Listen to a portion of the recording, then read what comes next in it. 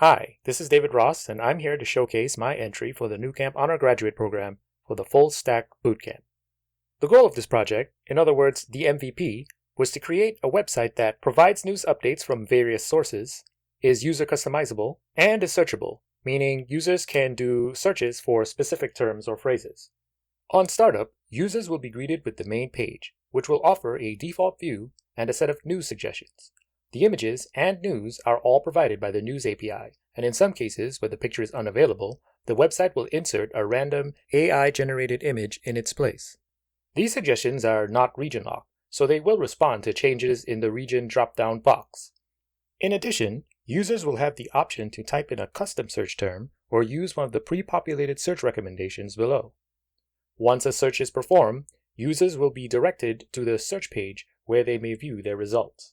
Let me redirect your attention to the user icon dropdown at the top right corner of the navigation bar.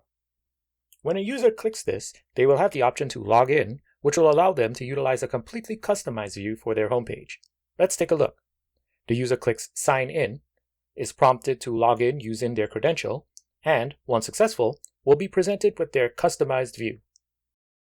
At any time, users can access their options by clicking the Options icon from the user drop-down menu and clicking the Edit Home Screen Settings. From here, users can add, delete, or move rows and columns, change the title or appearance of each block, and customize what news is fed to each block. Once saved, the changes will be reflected on their homepage. The front end was built using the React framework utilizing Redux, React Strap, React Router, and React Spring for global state management, layout, navigation, and animation respectively.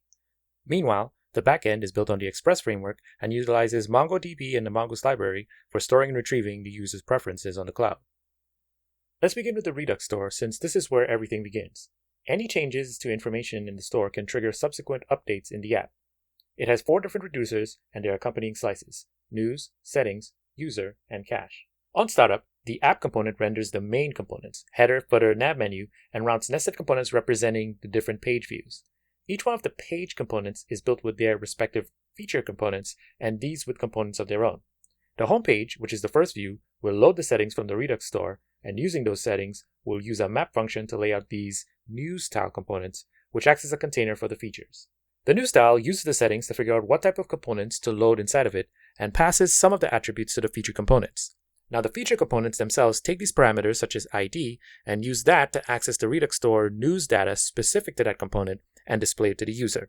Here we can see this articles palette feature using the ID prop to update a specific array item in a news slice via the fetch breaking news function.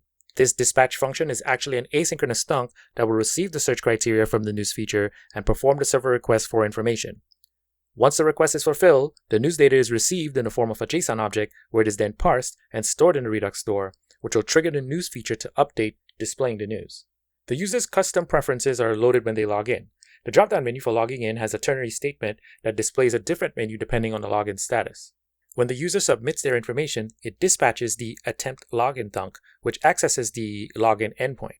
Once it receives validation back from the server, another dispatch is made to the fetch user settings thunk, which will try to access the user endpoint for settings. These get returned and updated in the settings slice. This will then trigger a refresh of the affected components. When a request is made to the server, it'll go to one of several endpoints. The news endpoint receives a post with the search criteria in the request body, which is parsed using the express.json middleware. The News API module then handles requesting information from the News API endpoint before returning it to the client.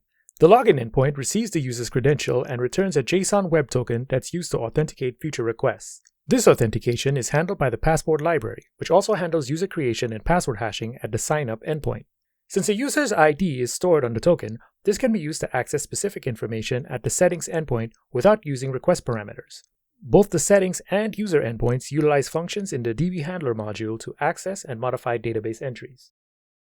An interesting challenge to overcome was the News API's limitation on requests. Attempting too many requests within a short time resulted in a 24-hour ban on requests for a specific API key. To get around this, I needed a way to cache the data so that too many requests weren't being sent to the server every time a component updated. I decided that the client's local storage was a good way to go and gave the user the ability to clear the cache in options. Handling errors returned by Passport, MongoDB, and Mongoose also posed a challenge, since each library can return errors in various formats. This made the errors sent to the user seem very cryptic, and could make for a poor user experience if not handled independently. To overcome this, I built a custom error handling function that can take an error object, code, or string and return a more palatable message to the client. This project would not have been possible without the knowledge and support I received from Nucamp. I'd like to give thanks to all of the Nucamp staff, with special thanks to my instructors, Cesar Gomez, Tom Than, Alicia Pierce, and Chris Brush.